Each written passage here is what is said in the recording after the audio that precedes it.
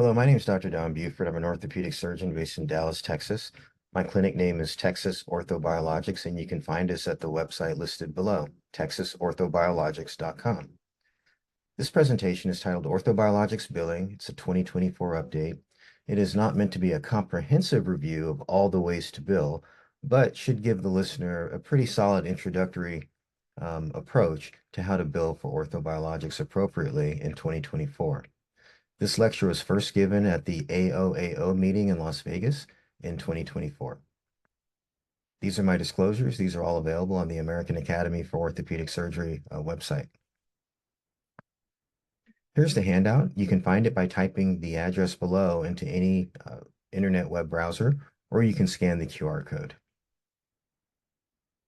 This is an outline of where we're heading. We're going to talk about the existence of CPT codes for orthobiologics.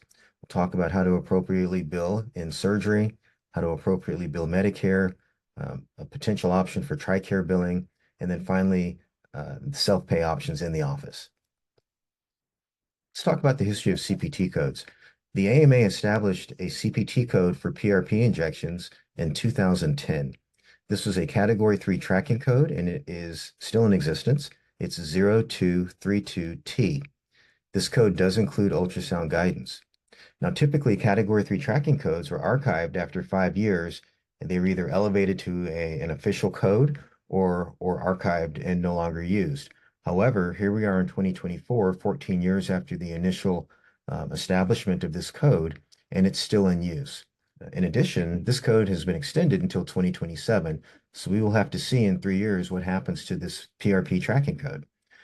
There are 0 RVUs assigned to the code, which in real talk means that there's no dollar compensation assigned to using this code. You will not get paid if you use this code for your outpatient PRP injections. 0232T also is not meant to be used in any surgical procedure.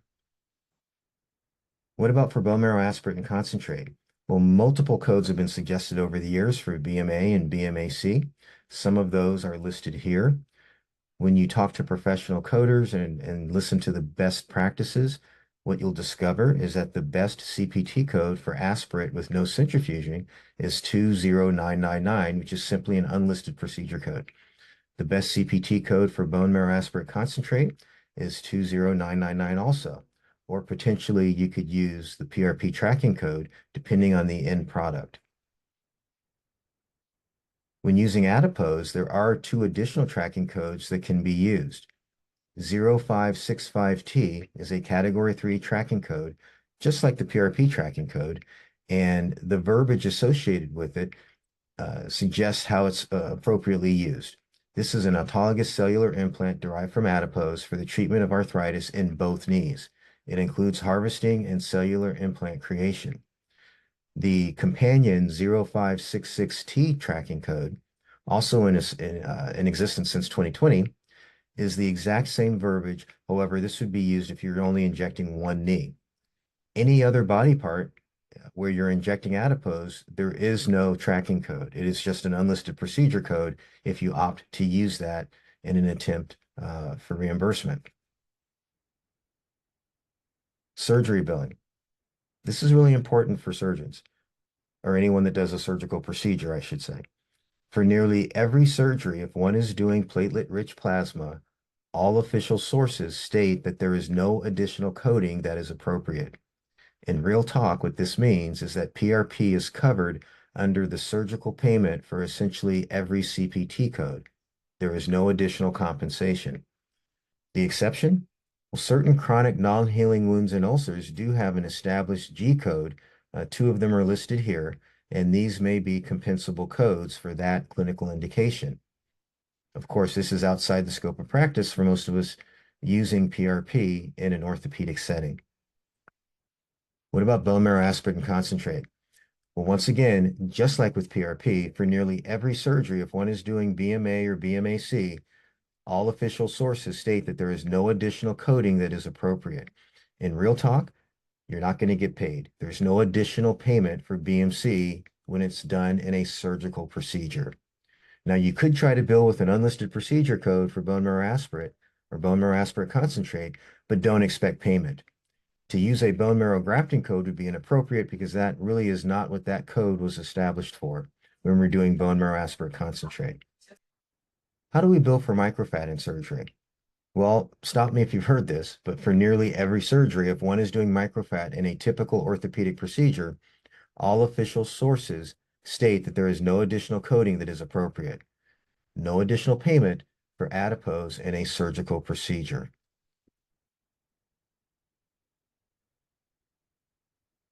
What is the appropriate way to take care of Medicare patients that opt for self-pay orthobiologic procedures? The first thing to note is, as of the time of this presentation, Medicare does not cover these procedures.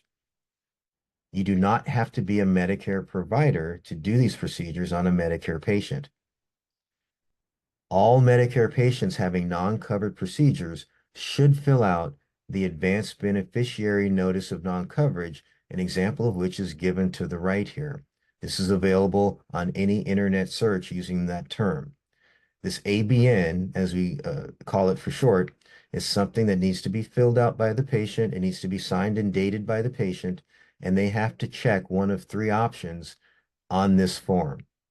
If the patient checks option 2, they understand that it is a self-pay and non-covered procedure, and they also understand that the clinician will not be billing Medicare. That is by far the most common option that our patients getting these self-pay procedures that are Medicare patients, that's the option they check. That allows us to do this as a self-pay procedure. It allows us to also not bill Medicare because we know it's a non-covered procedure. Now, Tricare has done something interesting. They have had a provisional coverage for platelet-rich plasma injections for two body parts, osteoarthritis of the knee and lateral epicondylitis at the elbow. So for those two clinical indications, Tricare has been covering platelet-rich plasma injections. Now, this is set to expire in September, I believe, of this year, 2024. So we will have to see if this coverage continues beyond this year. However, for the past several years, the, the Tricare coverage program has allowed for reimbursement if you're using PRP for these two indications. I would strongly urge clinicians trying to take advantage of this coverage to pre-certify every procedure with their appropriate Tricare region, and the two regions, East and West, are shown on this slide. We have done this successfully in my office. The average reimbursement ranges from $2,000 to $3,000 for platelet-rich plasma. Beyond that, it's hard to be more specific about the fee schedule because the documentation is sparse at best. Nonetheless, there is coverage. We are still getting paid when doing this for the appropriate indications for a Tricare covered patient. There is no such Tricare provisional coverage for adipose tissue or bone marrow sources of orthobiologics. Office billing. This is where most of the orthobiologics reimbursement comes from. And I think rather than try and talk about a specific price for a specific orthobiologic, it's perhaps more instructive to see what our patients are seeing when they Google that question or when they search for answers to that question from internet-based sources. If a patient searches for Google to try and find out the average cost for a PRP injection in the United States, this is what they'll see. They will be directed to literature that suggests that the average cost for a PRP injection in the United States is $630. That same source will also detail to the patient that the range can vary from $500 up to $2,500 for a single injection. So be aware of that. Know that this is the range that patients are expecting, but also know that as clinicians, all PRP is not the same. So we have to do a lot of education to make sure patients understand why we're charging what we're charging and why it is or is not within the averages listed on a Google search. If a patient searches for the same answer on YouTube, they will see very similar numbers in multiple videos on YouTube. There have been some publications and research evaluating the average cost in the United States, and the numbers are listed in this cost variability of orthobiologics paper that was published in 2019. The average reimbursement for PRP in this study at the time was $707. The average reimbursement for a cellular injection was $2,728. So just know that these are the ranges that patients are seeing. If you're very much out of range one way or the other, you might want to investigate why and see if there's a reason or an explanation for why you're different than the averages noted in the United States. This is not your normal orthopedic volume-based practice. I think anybody that adds orthobiologics to their practice quickly becomes aware of that. You will have to teach your patients about orthobiologics. And I don't mean giving them a fellowship level training program, but you will have to go over the basics, the expectations, what we can and cannot do with these injections, and make sure that their expectations are in line with what we can deliver.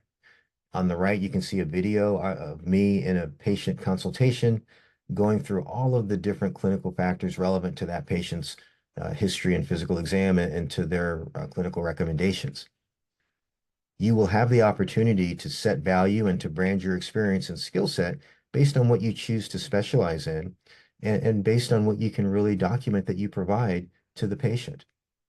In my opinion, there are at least 20 patients with mid-range knee osteoarthritis who would rather pay for an evidence-based, well-done PRP injection for every one patient who would want a total knee replacement. The key here as a clinician is to find out what the patient's goals are and to see if we can reasonably match those goals and expectations with an orthobiologic procedure. If we can't, then we have to go to different options. If there's multiple options that can meet those goals, I present all the options to the patient and let them make the decision as to what is best for them. Thank you very much for your attention. We can be reached at these social media outlets and look forward to interacting with all of you online.